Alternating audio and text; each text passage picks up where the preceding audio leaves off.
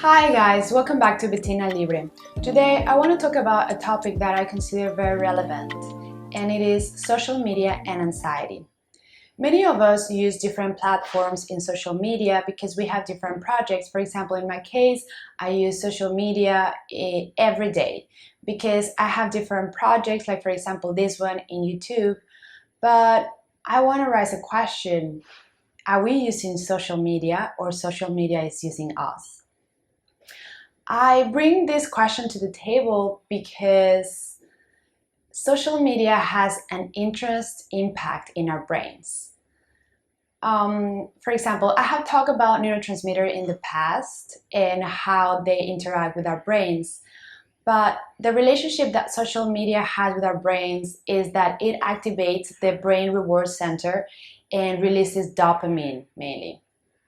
And I have explained in previous videos that dopamine is the reward hormone that is produced when we engage in different activities that, for example, are very enjoyable, like eating food, having sex, and social interactions. You're listening to the macaws right now. But dopamine can become highly addictive. Platforms like Facebook, Instagram, TikTok are designed to become highly addictive, and they can also generate high levels of anxiety and depression.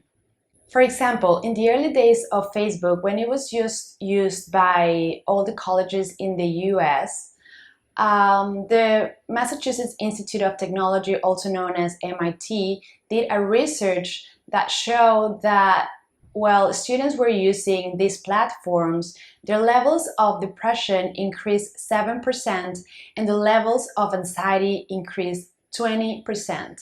Those numbers are very significant. These platforms are very addictive because they're banking in different aspects that are extremely important to social beings like us, like humans. For example, our self-esteem and sensation of belonging. These platforms create the false sensation of belonging and are using the production of neurotransmitters in our brains to manipulate us and keep us addicted.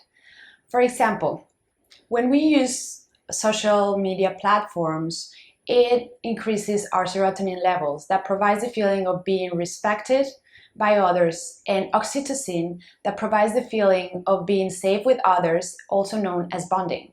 So when you're using these platforms, you're thinking that you are bonding because people are hitting like to your pictures, because they're hitting like to your videos, because they are interacting with you.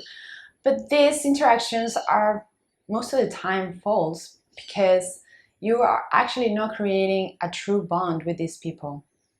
For creating a true bond, you have to interact with them physically most of the time.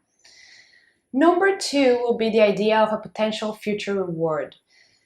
That translates into how many likes will I get, who likes my posts, and when will I receive these likes.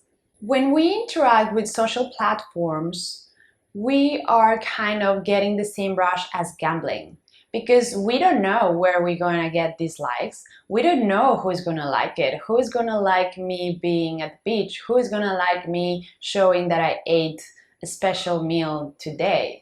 We don't know what is going to happen, so that produces that gambling rush that releases dopamine, serotonin, and oxytocin.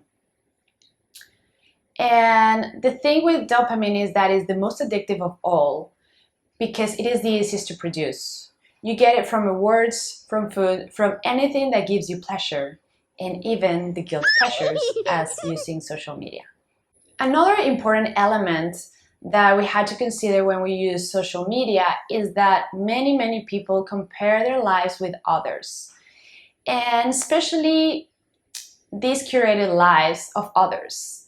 Social media lives are generally not real. We show our best angles, we use filters, we show our best lives. Even now, when people are sharing their deep emotions of sadness, that is also curated.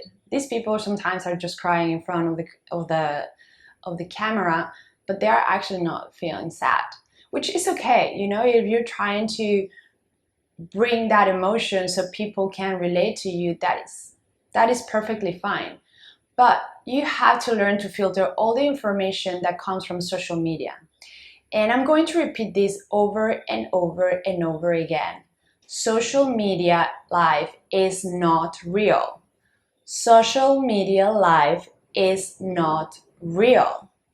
Social media life is not real. It is entertainment.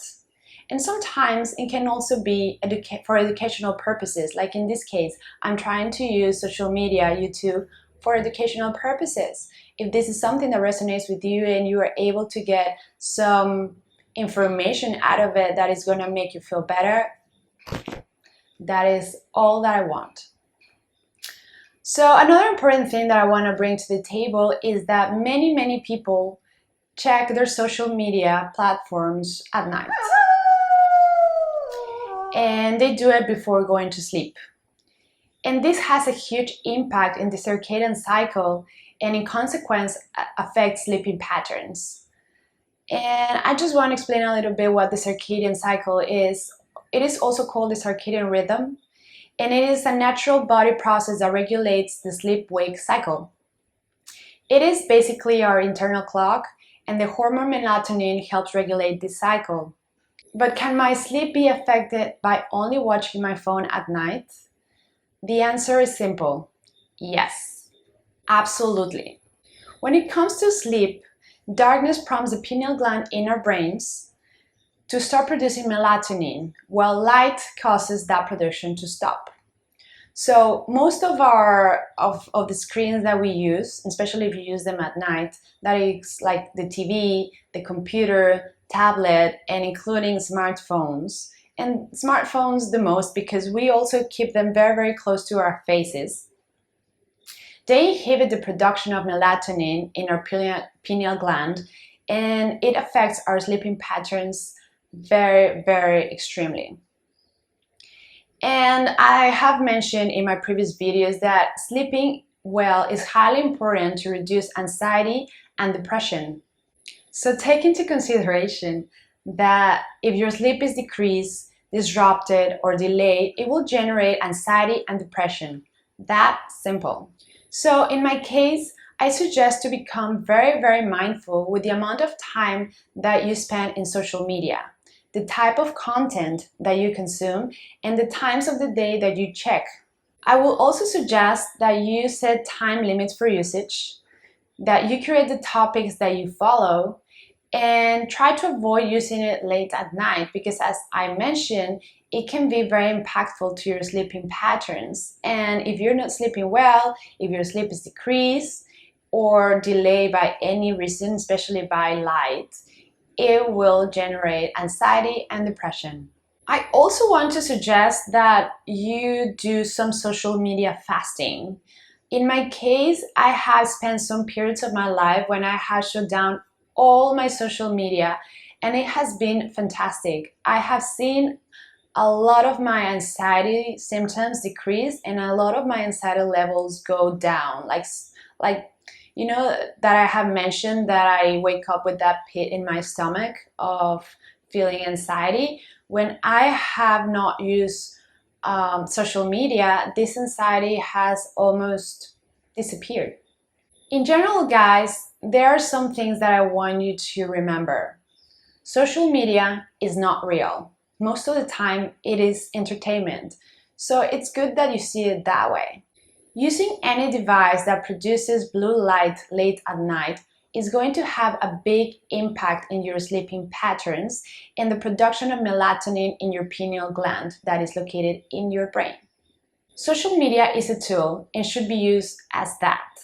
Don't let social media use you.